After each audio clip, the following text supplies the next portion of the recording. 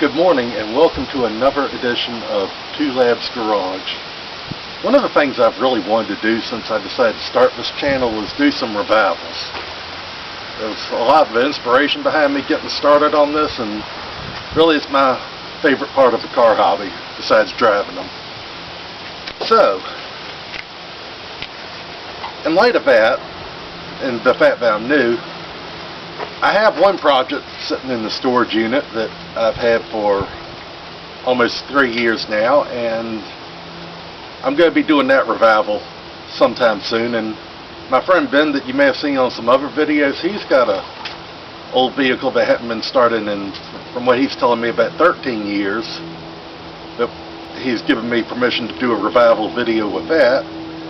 So I'm pretty well covered, but just say I was to go out and get a revival project, I probably want to, first of all, since one of the things I want to do is bring it home where I got all my tools and I don't have to worry about not making it to work the next day, because this is not my 9-to-5 job. I work 8 hours a day, 5 days a week, not 7.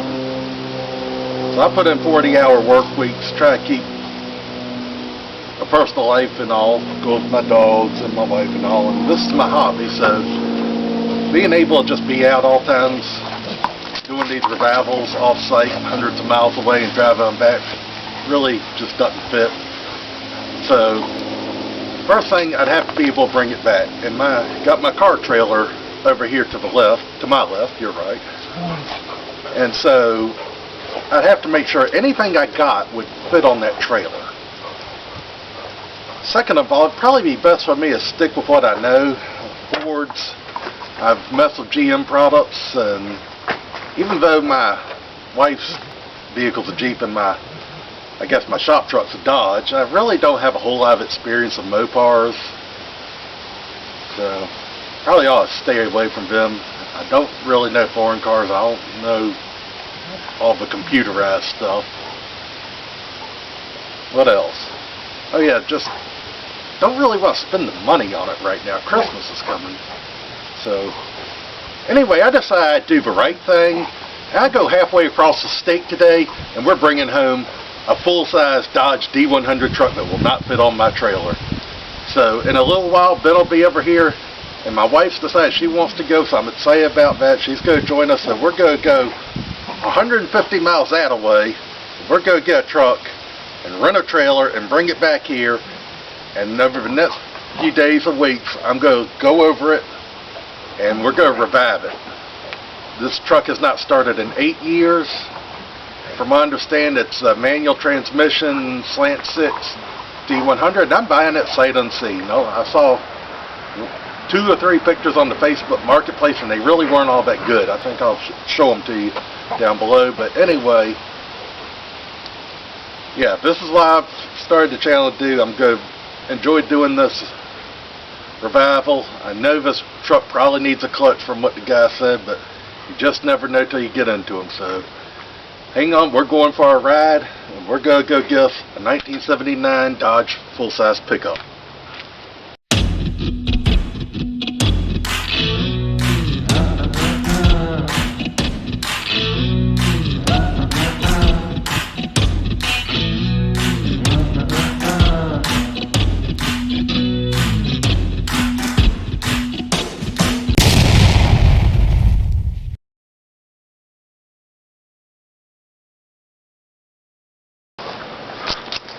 Welcome to Amelia County, Virginia. And up this ridge here, we got, coming into view, a 79 Dodge pickup. And she's a little rougher than I was hoping for, but I think she'll do alright. These Dodge Slant 6s, you can't kill them. But take a first look at what we got here. She's white. Got some greenery growing up. Got the Christmas wreath already on it. Got some Firestone tires. He said it hadn't been running about 8 years, and it's got a 2010 inspection, so that'd be about 11 years or something along those lines. Got a mirror delete going on. Some more flat tires in the back.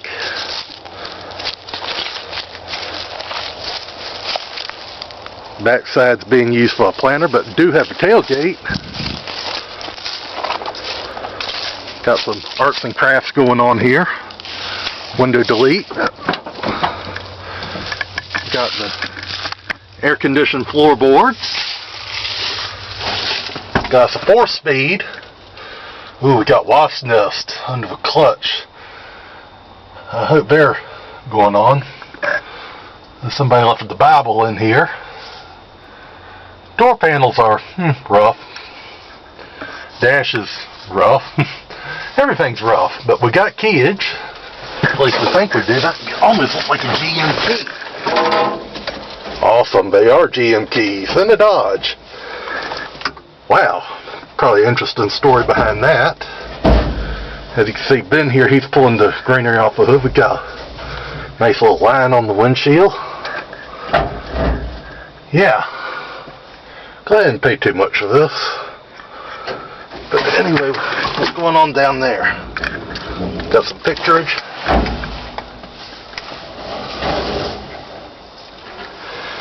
Alright. Ben, is there a release out there? Huh? Does it have a release on that outside? It should be over there. Oh, we'll see. I see a brake release. It's right next to that.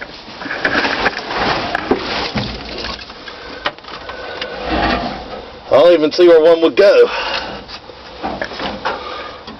Flashlight, lights.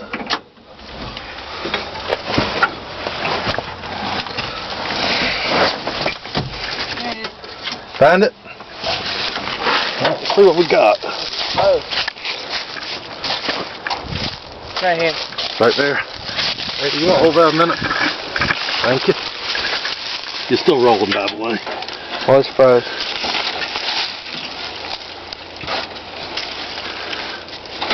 Harper's getting your fingers up under the edge of it. Good deal.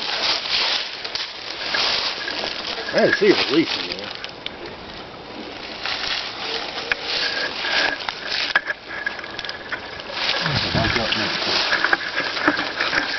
It gives you a hobby. Yeah.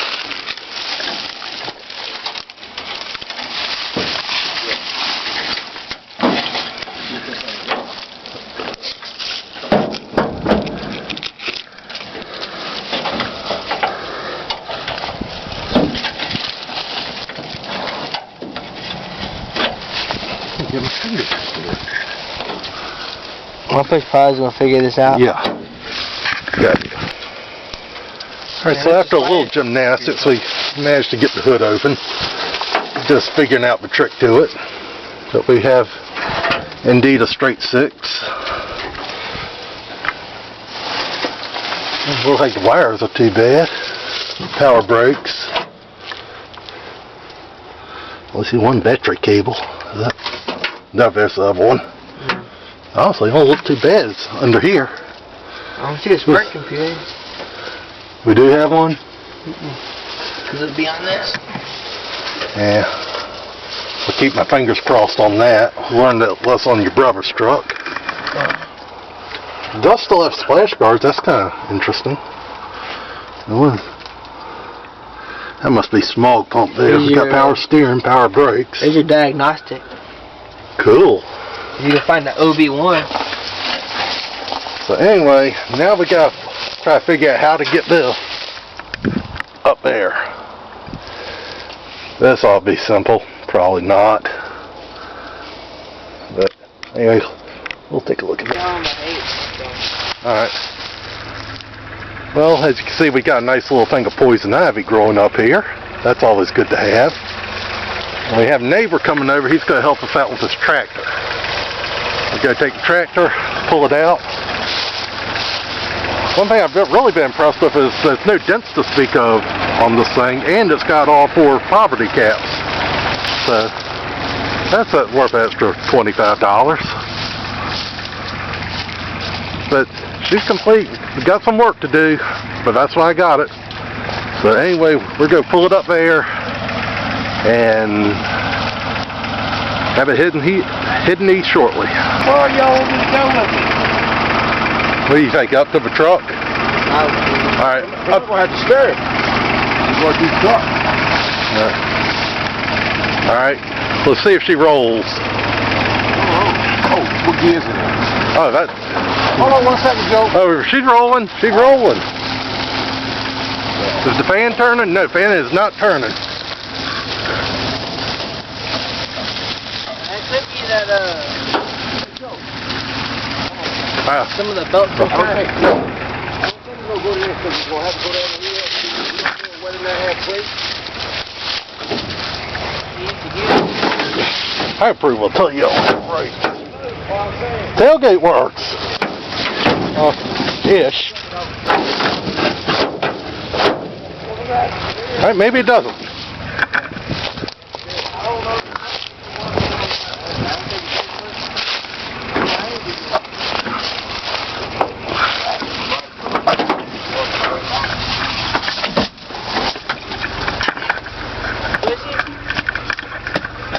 Squishy.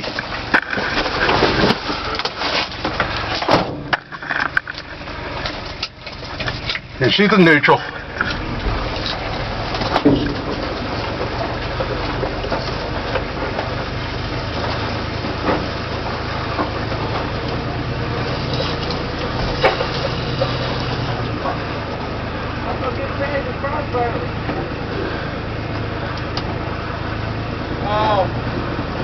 That's the stand.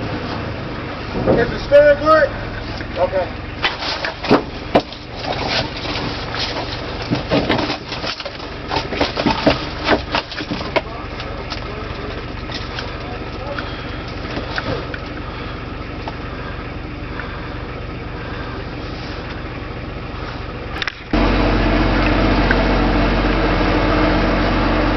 That's straight, Joe.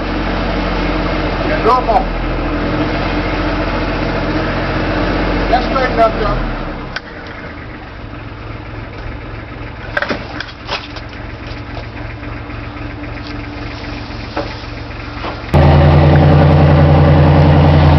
Alright, so we're heading out.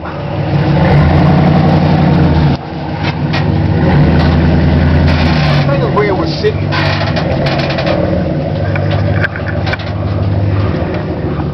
Barely fits on this trailer, but the key word is it fits. So now, guess we're eastbound and down. Alright, so I got an old Dodge home a couple nights ago. It was pitch black when I got home. There was no point in making any videos of me pulling off a trailer or anything like that. But anyway, got it home. Wasn't able to do any filming last night, so anyway, tonight I've done a little looking at it already, but I'm going to take y'all to look around it with me. One thing I'm going to do before I try to revive this thing, so I'm going to try to get a parts list together, and I'll be able to go over a few things right now, and a few things going to have to wait. Alright, so bumper's a little creased, but I think I'm going to live with that. I might try to put a come along on a tree, see if we can't fix that or just improve it. Put a farm use tag on the fronts of a city, doesn't have a cow about this thing sitting out. We're dirty. Got a Firestone Destination tire up front that's, well, it's not old as I am, but it's pushing it.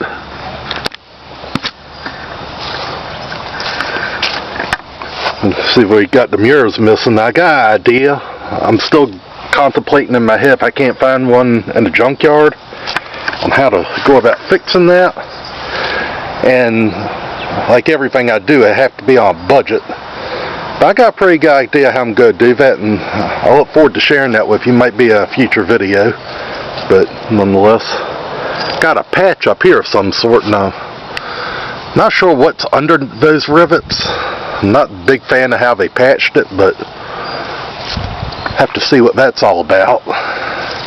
Feels like the factory color was kind of a metallic blue, kind of a steel blue, and they painted over it white and got a little crackage right there, but I'll have to really get in there and clean it to figure out how good a paint job we got. It's got a little rust. But as far as dents, I've seen hardly any. And normally, especially since the whole idea of a truck being collectible, something from the past 10, 20 years. I remember about 17 years ago when I first got into the hobby, trucks were the cheap way in. That's not necessarily the case anymore. See, got the rim on this, so that tire that's not going to hold any air. So, Ben's got old shop tire, a couple of them in the back there, but they're about good for shop tires, but I'm going to stick them on and just use it so I can have something that holds air in the meantime. Got a little more rust, but overall, I'm really pleased with the truck so far. I got some spots to fix in the floor, and this dash cracking and disintegrating. I'm fairly new to this whole MOPAR thing. I've been around Fords and GMs for a while, and all this stuff is reproduced. The door panels and all that for a Ford and a GM. I kind of thought MOPAR might be, and I was mistaken. It's not. So I'm going to have to probably harness some of my scratch building abilities I've done when I've done my 4-door cars and some of my other off-the-wall stuff. And the fact that I'm just cheap. I've learned to make a lot of this stuff myself when either reproduction is too expensive or not available, whatever.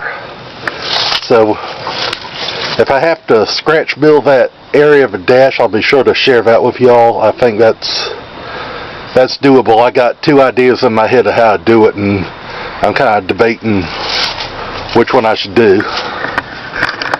But you never know, I might look up and find one in a junkyard. I've checked the local inventory since I got this thing, and currently there's none. There is an 86 over in Virginia Beach in a junkyard. I may be going to rob some parts off that, but let's go ahead and look under here.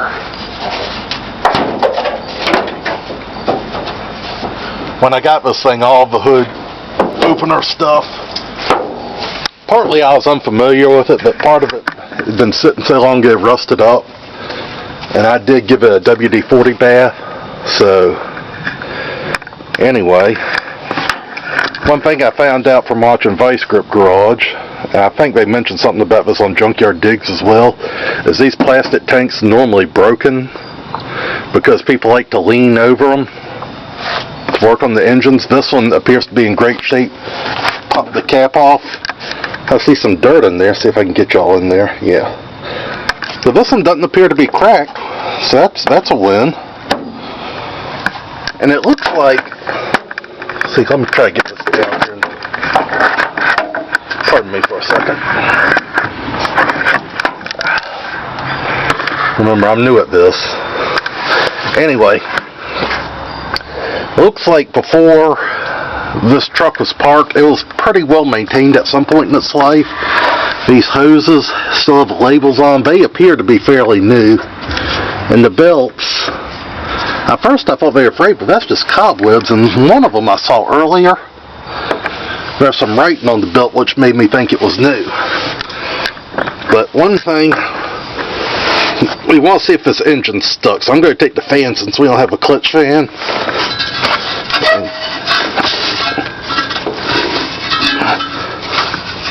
And there you can see, she's not stuck.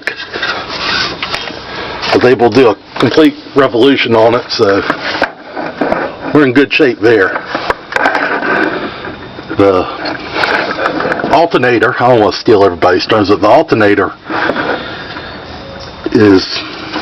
looks like it's been replaced on. It's fairly new. It's dirty. Water pump probably been changed. I don't know how many miles on this truck. I really don't. Looks like a fairly new oil filter. It's white. So I'm thinking it might be a Purelator, but I can't see any writing from up here. But when we get into it a little deeper, we'll figure that out. Pardon me. The spark plug wires seem to be fairly malleable. Don't appear to be dry rotting or anything. They might be able to help me get this thing to fire off. How bad those plugs look. See if I can get y'all down there. As far as I can tell, don't look too bad. But that's all stuff I'm probably going to end up ordering. But the belts, even though they've been changed, see if y'all can see that. It looks like they're starting to crack, so I think I'm going to change them anyway. The hoses, I don't know if the jury's out. I might run them a little bit. Gates seem to hold up very well. Power steering, oh, that's battery cable.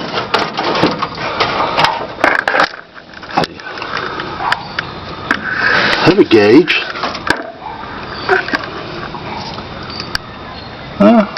I'll give them a shot. And they're not hard to replace if I need to. I'll give them a shot. I want to try to use as much of the old stuff as I can to get it running. See, power steering hoses. I don't see any puddles of fluid. I still got my splash guards in here for the most part. Looks like there's a little bit missing off of that, but from my experience, that's been one of the first things to go. They just dry rot and people pull them off. It's got the smog pump on here, which I'd just as soon not have that, but that's not my thing. Oh, I like how we got the starter back here. I was worried with the engine laying over. It'd be hard to get to from the top, but yeah, it's got the starter right here. That's a remanufactured sticker on there. I understand that the MOPAR starters can, even when they're in great shape, they can sound sick, so we'll find out about that shortly. So anyway. Hey, this is Aaron from Two Labs Garage. I apologize for interrupting the video of the Dodge D150 revival, just to bring you this message. This past week, Black Friday and Cyber Monday came and went, and I decided I would invest in improving my channel some to benefit you, the viewer, and whatnot. So I bought a new video camera that I'm using right now, and a microphone, and I got a GoPro. That's really baffled my mind on how to use that. Prior to this, I've been using this right here. This is a 15-year-old Kodak point-and-shoot camera. It has the video mode, and it's done all right for me over the years, but it really just wasn't designed for making YouTube videos and what I've been using it for. I'm going to keep it around as something that can fit in my pocket when I need that, and also as a backup, because, you know, it's done all right. But anyway, I thought that when I've been used to using a 15-year-old camera, you know, technology was going to improve and become more user-friendly over 15 years, and it's definitely improved, but I was under the misconception that when I turned on the new camera, the microphone also came on. And when I went to start editing the video, I found out that was not the case. So my entire revival video is muted. So that presented me with a couple choices. As you can see, I'm still learning how to use this one. Anyway, I could be dishonest with y'all and just reshoot everything, and that, like, everything's new to me, and oh boy, I didn't know that was going to happen. Ooh, this is a nice surprise. Stuff like that, you just can't recreate the first time. It's just not possible, and it wouldn't make for good video content. And besides, one thing I want to be is honest with my viewers, even when it may come to me having a little slice of humble pie. But what I'm going to do for the videos to finish the Dodge Revival is I'm going to do a voiceover, talk over it. So you got some audio. You won't get the sound of like the engine running and stuff like that, which is it's unfortunate, but it's more important for me to be genuine and shoot straight with you and give it to you straight up, than to try to recreate it. I'm still learning this technology and this video equipment. It's going to take a little time. I appreciate your patience with me. Still learn how to point the thing. But anyway, I'm going to get on with the video. I'm not going to spoil it for you. But yes, I apologize for the fact that I've had to do a voiceover. But I'm trying to come out with the best product I can. And so it's one of these things, life gives you lemons, you make lemonade. It's just like working with the cars. When something goes wrong, you don't just ball it up and throw the whole thing in the trash or something like that. You take what you got and you move forward with it and do the best you can. So I appreciate y'all sticking around, and I'm going to have many more revivals coming up. I know of at least 2 more after this, and I'm going to be more familiar with my video equipment by then. So anyway, on with a revival of a 1979 Dodge D150 pickup. Thank you. Alright, so welcome back. This evening I'm doing the voiceover, and I have my wife who's decided to join us. Good evening. Good evening, Laura. And I also have my 2 labs that are here. And right now they're peacefully resting, but they could start into full WWE wrestling here any second. So, anyway, what I was doing when I started this particular video is I'm welcoming everybody back, going through the normal haha. So anyway, this is the day that I've chosen to attempt to revive and do first start in 8 years on this 1979 Dodge pickup. I had it at the house for about a month. Took a little longer to get to than I really originally planned on it, but had some stuff going on, and anyway, I'm working on it now, so that's what's important. I hope to be able to get it to start today, and if I could get it to the point where I could drive it, that would be even better. Really like to take it out for a little bit of a test run if it's at all possible. But anyway, we're going to try our best today to get it to start. So before we just jump in and throw a battery in it and push the key, we're going to go through some checks. Make sure that this engine is good and ready to hit the road, or at least ready to fire up.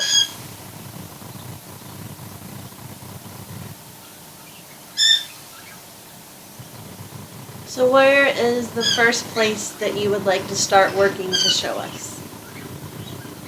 I'm going to take y'all under the hood in just a minute, and one of the first things I'm going to do, and I've already checked this, I believe I checked it earlier on in the video, is I want to make sure that this engine turns, that we don't have a stuck engine here.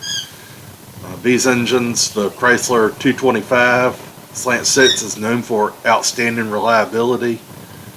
But how I do it on this is I grab a hold of a fan, and using the tension on the belts, I use it to rotate the engine, and I've completely cycled it around so I know I'll have a stuck engine. If you got a stuck engine, you gotta go through some steps to get them unstuck, and if you can.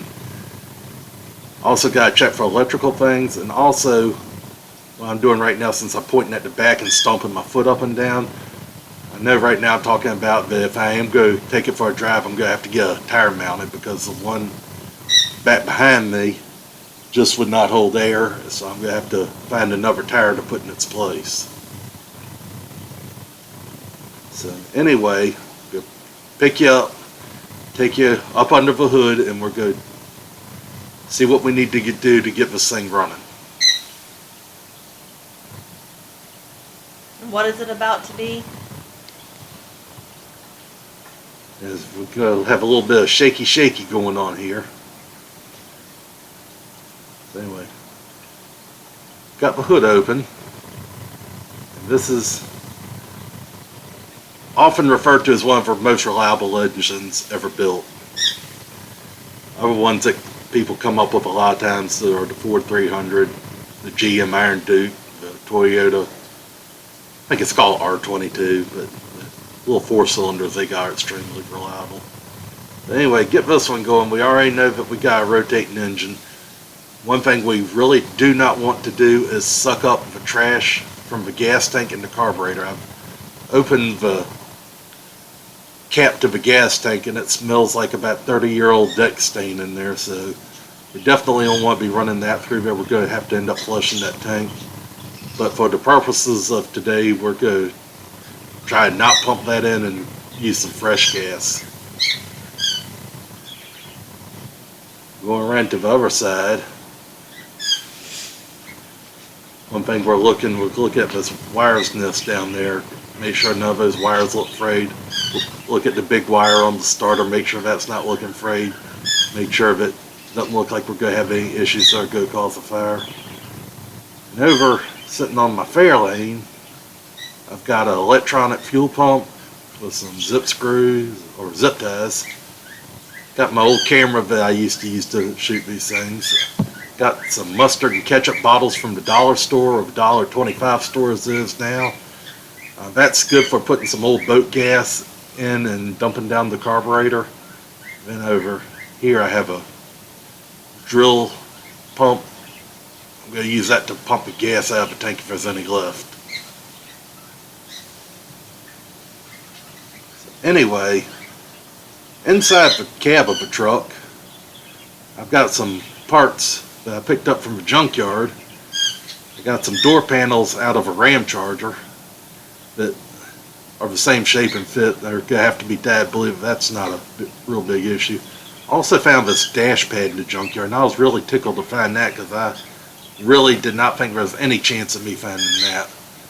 Another thing I'm checking right now is make sure that the ignition turns with these keys, because these are General Motors, probably Chevrolet keys that are in the ignition, and I was concerned that with the wrong keys in there they may not turn, but looks like it's turning fine. Let's back up under the hood. I don't see any reason at this point that we cannot connect the battery. And I'm probably talking about some of the issues I faced when I revived the Fairlane next to it. I did that about a year ago. Got that revived. It put up a little bit of a fight, but it wasn't too awful bad. So anyway, I'm going to swing y'all around, give you a good look at my trees and my alternator. What we're going to do now is we're going to try to figure out exactly where we can tie the new fuel into this fuel line, because we just don't want to suck up that bad gas. Thinking around this fuel filter may be a good possibility as a place that we may be able to tie in. Another thing we're going to do is we're going to come over here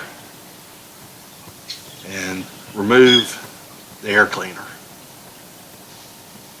making sure I don't lose the swing nut, because that's just something we don't want to have happen. So I'm removing the wing nut. I'm going to take the hat off the air cleaner, set them aside, and check under here. The carburetor itself looks pretty clean. We do have a little bit of a mouse issue here. That's not bad at all. I've seen a whole lot worse mouse issues before. Just want to make sure I'll dump all of their poop down the carburetor, because that would not be a good thing. Yes, it is disgusting. Also, I'm checking underneath to make sure that the linkages work, that the choke works. Make sure the carburetor works. Make sure this is one that I'm able to salvage and use the things. So I'm going to go ahead and try to carefully, very carefully remove the air cleaner assembly. Make sure that all the mouse nest and the poop and all goes to the side of the engine instead of down in it. Because not only does it cause a problem if it gets inside the engine, but it gets on top of the engine where it's hot, it can also start a fire. So I've disconnected the fuel return line. At this time I thought I'd disconnected the fuel supply line because I'm not accustomed to vehicles with a return line, but I'll figure that out in a minute. Alright, now we're checking the oil. We're not only checking for the level, but we're also checking smell to see if there's gas or water in there, and some braver souls amongst us will even taste it. What safety concerns do you recommend, since any viewer could be watching this? I don't recommend tasting it, just because it's a health and safety hazard. It says right on the bottle, do not do that, and if they're telling you not to do it, that's probably a good idea. But there are some people that do liquid dipstick and use that to determine what's in the oil. And the reason you're checking for water is if you got water in the oil, chances are you got blown head gasket. You might have a bad intake gasket, but something has gone wrong somewhere. You might have a cracked head, cracked block.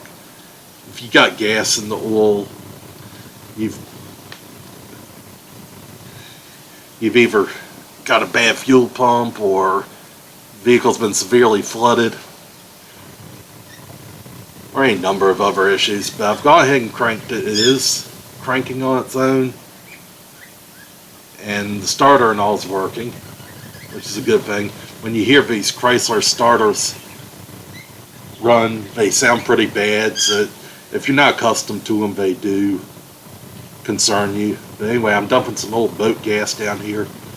It's 2-cycle gas that's got the oil mixed in it. That really helps these engines that have not been started in many years, and all the internal seals and all are dry. It helps lubricate them and get them off to a somewhat cheerful start.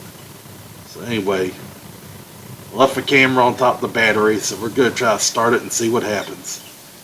And it's fired off. That is the first start in 8 years. And really, we hadn't done anything other than a few checks, a few safety checks, and dumped some fresh gas straight down the carburetor. And it has fired off, so we know this.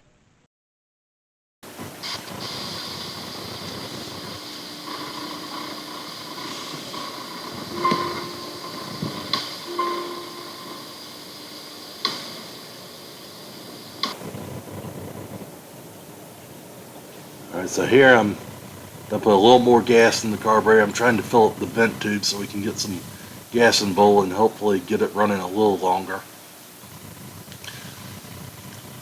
Also, just as a side note, while we're waiting for me to crank the engine again, when I mentioned the part about tasting the oil, that really kind of freaked my wife out, and I just want to make sure I put a disclaimer in there. Use common sense when you're messing with these vehicles. If you don't think you should be putting it in your mouth, really there's nothing on the vehicle that you should be putting in your mouth. But always think safety first. Anyway, back to it. I'm putting the 2-stroke gas in it. And we're firing it up again. Laura, it's okay to laugh. And we've got it running, and now I'm going to bottle feed it. Try to keep it running.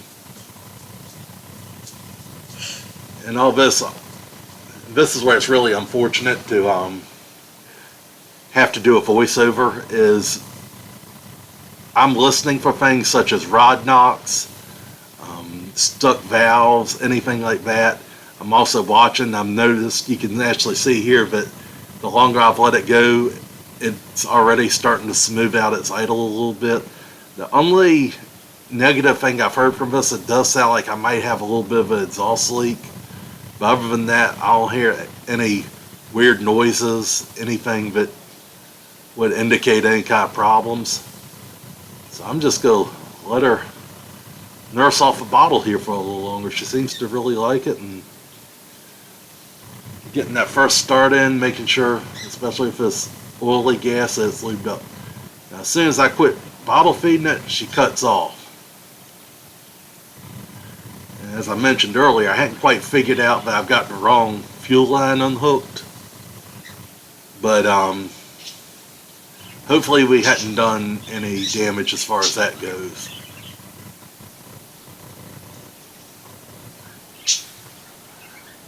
Now I figured out I got the wrong fuel line, so I'm taking the 2 wrenches and go bust that loose. Come on, give it a couple ooga doogas. There we go. Come on, turn that thing.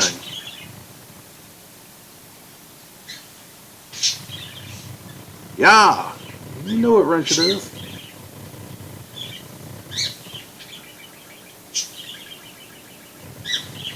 So anyways, we're moving that fuel line. Not quite ready yet, but we're doing that, and the reason we're removing that line, other than I don't want to suck up the gas from the tank, is I'm going to try to figure out how I can cobble together a temporary fuel system so we can hopefully try to take this thing for a drive in a little bit. So anyway, go ahead and bottle feed it again with the fuel line unhooked. Fire it up again. We're going to test to see if the fuel pump's working, if we got gas in the tank. Try to figure out, because right now we're a little concerned. What we're doing right now is we're making sure the float isn't stuck. There might be a stuck float in the carburetor, so I'm giving it a little bit of a tickle to make sure it frees up. So. A tickle. A tickle. I'm trying not to use other people's terms so much. I'm known for my Aaronisms. And one of my criticisms I had for my editing my own videos is I have been using other people's terms a little too much. I need to get away from that. But anyway, I'm bottle feeding it now. I'm looking at the end of the fuel line, and I'm seeing that it's not pumping gas. So that either means that my fuel pump has bit the dust, or this gas tank is bone dry.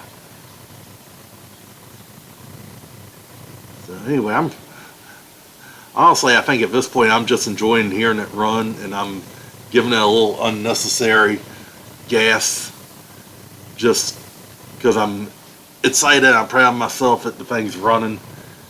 And it really is rewarding when you get one that hadn't been started in years running, and just to hear it run and come back to life, it's rewarding. So it is a little tempting to let them go a little longer.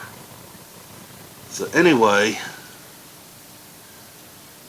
my next step's probably just to see what I can cobble together for a temporary fuel system, and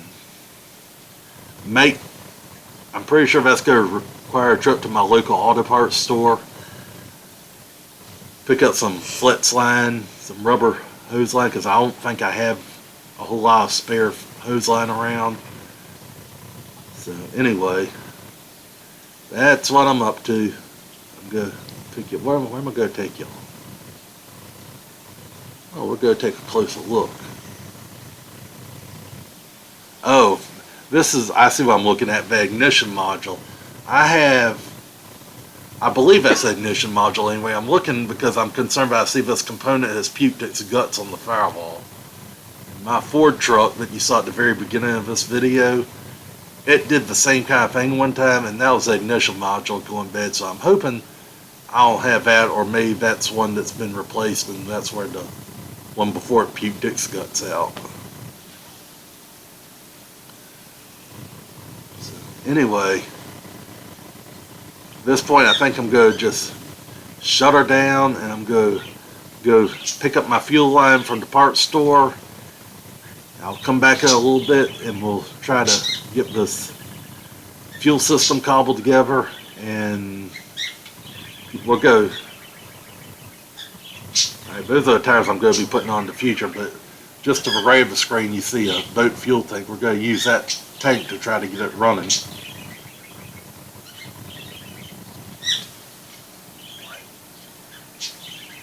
Also, I want to thank my friend Johnny that gave me these tires. He, just before I got the truck and knew I was getting it, he just said he had some old BFGs that he wasn't going to use anymore. He thought I might be able to get some use out of, and they just so happened to be a size that'll fit this truck. So until I figure out what I'm going to do with this truck, there'll be a great set of tires for me to put on it and be able to drive it up and down the road. So anyway, off to the parts store. Alright, I'm back from the parts store, And this is a fuel system I've cobbled together. I sacrificed extension cord and have my fuel pump zip tied to the handle of this boat gas tank. And on the end of this I've put some battery clamps so I can hook it to the battery fairly easily and unhook it very easily. Another thing I did that I've never seen anybody actually do with one of these, and it might be because it's a bad idea, who knows, but I put a toggle switch on the fuel pump, so if I need to just shut her down in a hurry, I got that switch right within arm's length. So what I hear you saying is we have electrical cord and gas partnered together. That's exactly what you're hearing, and it's such a great idea, but the automakers now are putting electrical pumps in the gas tank. So I have an electrical pump outside the gas tank, so I still think I'm slightly safer than today's modern technology. So anyway, I got 10 feet of hose to run up and tie into the existing fuel line at an appropriate location and figure out how I'm going to route this in there.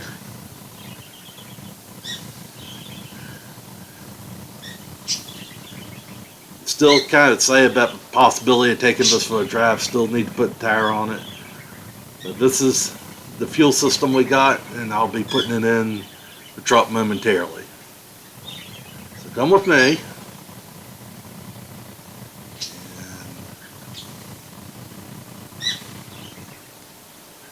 And just shake y'all around a little bit.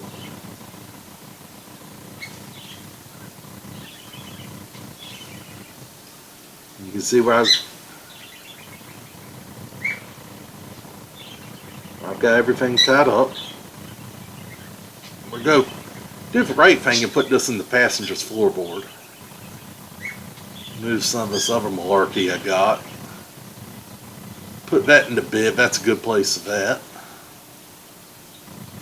Ooh, a tractor supply bag. I forgot all about this. What kind of goodies are in here? Alright, we'll put them in the back. And we have a yellow cap. Oh, it's orange on this side. What in the world is this? Trash. I don't know, it looked like the mice might have enjoyed snuggling in there. So anyway, I put the fuel tank in the floorboard, and I've run through the floorboard air conditioning holes. Some other people refer to them as rust holes, but I like to call it floorboard air conditioning. I've run the wires in the hose out through that, come up into the fender, and around the splash guards. I'm going to go ahead and fish these through.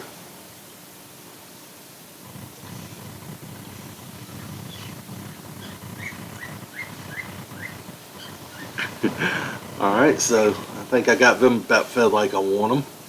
Are you going to show us what it looks like inside? Maybe. So anyway, down there you can see the little red handle from my clips for the battery, and there's my fuel line. Pull it up through there. Ta-da! Ta-da! Now we just got to figure out a way to route this stuff. We want to make sure that we don't get either the fuel line or the electrical cord in the fan or in the belts or anything else that would sling it all around and destroy a whole bunch of stuff. So now we're just trying to just look at what we got, figure out what we got, and I'm going to take these pliers and unhook the fuel line at the fuel filter. I'm going to block you off of my shoulder. I'm still learning all this shooting and all that. I don't have any kind of a cinematic background, so this is all stuff I'm learning as I'm going. Anyway, we got the fuel line, the old rubber line, or the old metal line hooked to the new rubber line. And always forget to put your hose clamp on first, so you have to take it back apart to put the hose clamp on it and then put it back together a second time. And anybody who's messed with cars any amount of time has done that. We're all guilty. We're all forgot to put the hose clamp on, had to take it off. We've all made a flare footing and forgot to put the flare nut on it. It happens. So, But do we all admit it? well, if we only admit it, we're lying to ourselves and everybody else. So, might as well go ahead and admit it. Now I'm going to take my slat fuel line and figure out where I can tie it off over here where it's going to be harmlessly out of the way. I could just cut it off, but I'd like to be able to use this on a future project, so I don't want to cut off any line that I don't have to. That stuff's getting expensive too. Stuff's almost $4 a foot, so I need to look at a better way to get that. Because riding down the road and getting it from the store, that stuff's starting to nickel and dime me to death. But if you need it now, you need it now, so they got me in a corner. You have a question? I was going to say you need to make sure you maximize your utility. Yes, maximizing my utility. And that's things I know I'm going to use a lot of. I tend to buy in bulk because it's a lot cheaper that way. I've got a lot of heater hose in the garage because I tend to go through that. It's a lot cheaper to buy in bulk, and I guess that's why I need to do it for fuel line. So anyway, I've got that in there, and now it appears we got the engine running. I've zip tied off the electrical lines out of the way, and the engine is running on its own. It is running off a pump, so that means that as far as the floating the needle being stuck, we're not having issues with that.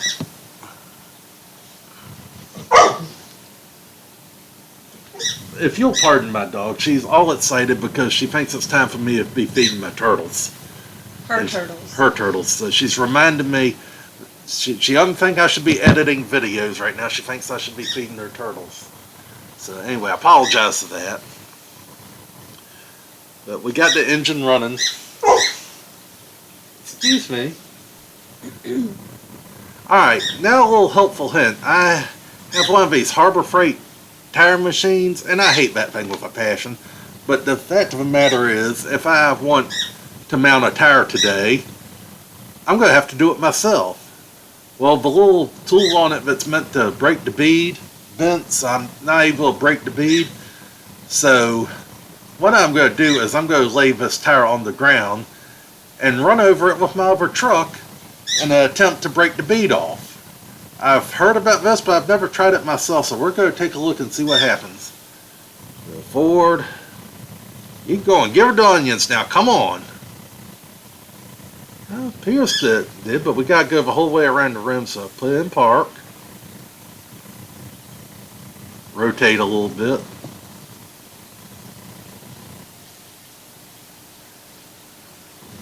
Now we're going to go backwards. Break a little more off the bead. And we're going to keep repeating this process till I get it all the way off.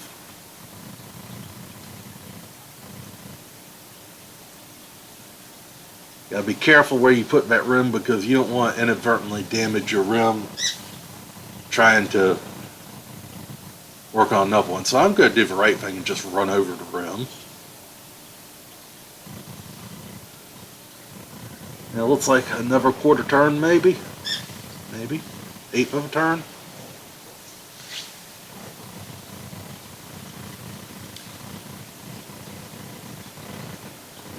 Also, I don't recommend doing this with your wife's nice going to town rig because you see that rim flying up, it could really damage the paint.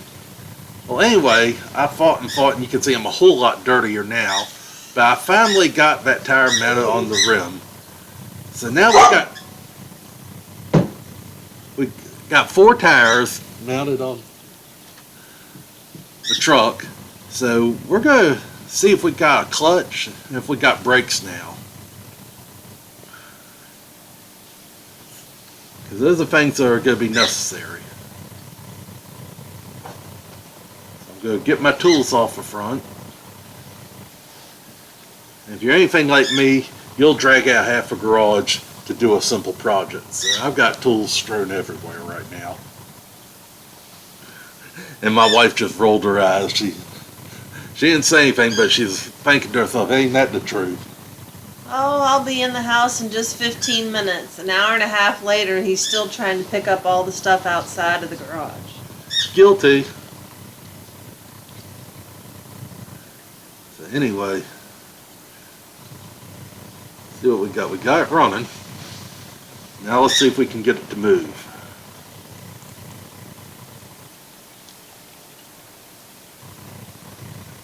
So, patiently waiting. Looks like it may have come forward a 1/4 inch. Bucking around. Aaron, if this is your first time driving a stick, come on, what you doing? Move it. You'll have to tell him the story of how you came into...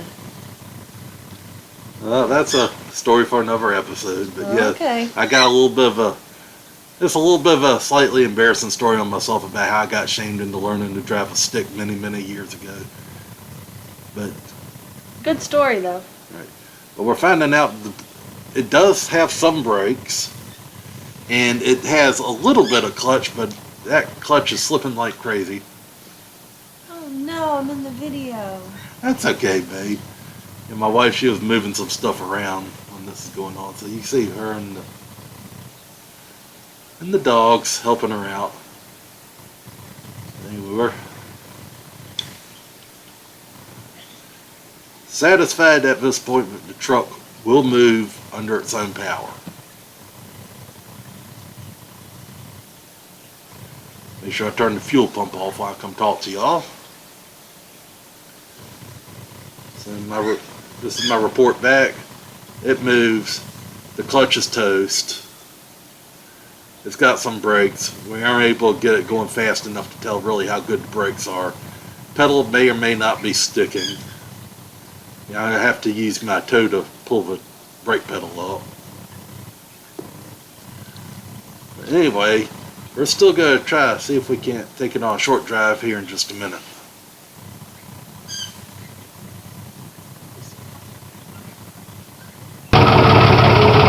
Right back to the old camera just for portability reasons. Looks like I got a switch bed that's causing my brake lights to stay on all the time. But nonetheless, I got the tires aired up. I was able to get to move this far. So I'm going to take it for a little bit of a drive and just see what she does. I'm not going to go far or fast. But this is the rewarding part. Been working on it, now we get to take it somewhere.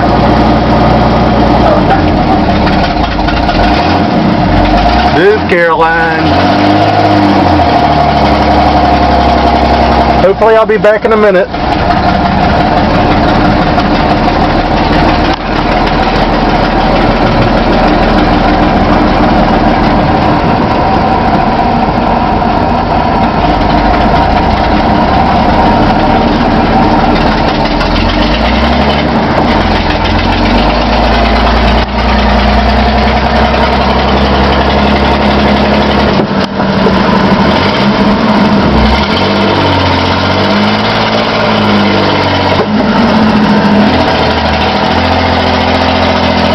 Is done.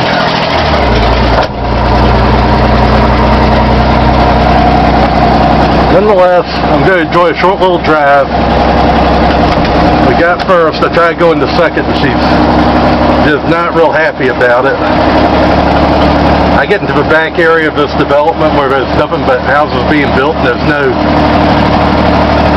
neighborhood where there might be kids running out or dogs running out or anything else I don't want to run over. I may try to give her an onion or two back there. But for now, this is just a victory lap.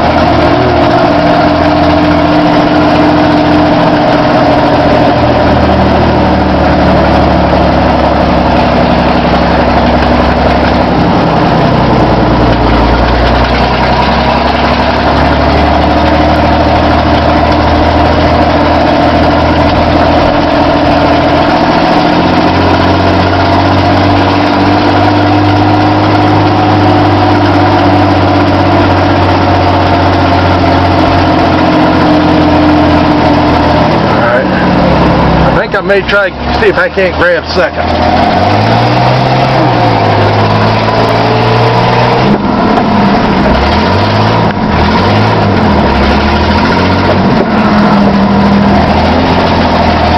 She just ain't having it, so. Well, I tried. Gave it the benefit of the doubt anyway. But fully warmed up. We do have oil pressure. I don't know if you can see it with this camera or not. She's definitely not overheating.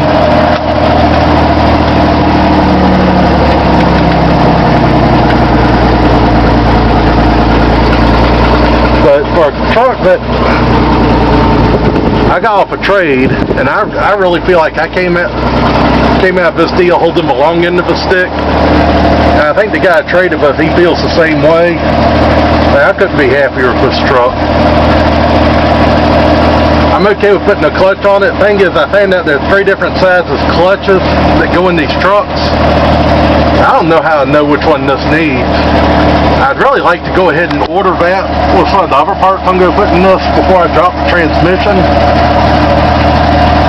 Change the clutch, but you never know. I may have to do what I have to do. But nonetheless, I had a successful day. And I'm going to go ahead and head back to the house, and we're going to put this up here, and I'll see you in a minute. Okay, so this was my original send-off summary video. It made a successful trip